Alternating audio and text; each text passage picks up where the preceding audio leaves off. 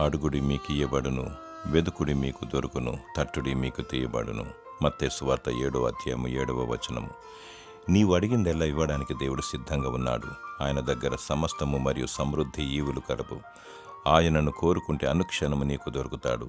ఏది కావాలన్న మన తండ్రి అయిన దేవుణ్ణి అడగాలి. బుద్ధి, వివేచన, పరలోకపు జ్ఞానము దయచేయమని ప్రార్థించు. మొదటిగా ఇతరుల కొరకు విజ్ఞాపన చేయాలి. సమస్త భూజనుల మేలు కొరకు మరియు వారి రక్షణార్థమై ప్రార్థించాలి. గొప్పవారి కొరకు, అనారోగ్యుల కొరకు ప్రార్థించాలి. శత్రువులను క్షమించమని వారి కొరకు ప్రార్థించాలి. వారిని దీవించమని కోరుకోవాలి. పెళ్లి కాని యవనస్తులు సరి అనే వ్యక్తిని పార్ట్నర్గా దేవుని చిత్త ప్రకారంగా దయచేయమని ప్రార్థించాలి. పెళ్ళి అయిన వారు వారి సంసార దాంపత్య జీవితంలో ఓర్పు, సహనము మరియు విజయము దయచేయమని ప్రార్థించాలి. పరలోక రాజ్యం కోసం సిద్ధపాటు కలిగి అందులో ప్రవేశించుటకై ప్రార్థించాలి. దేవుడు నీ మనవిని ఆలకించి నిన్ను దీవించునుగాక. ఆమేన్.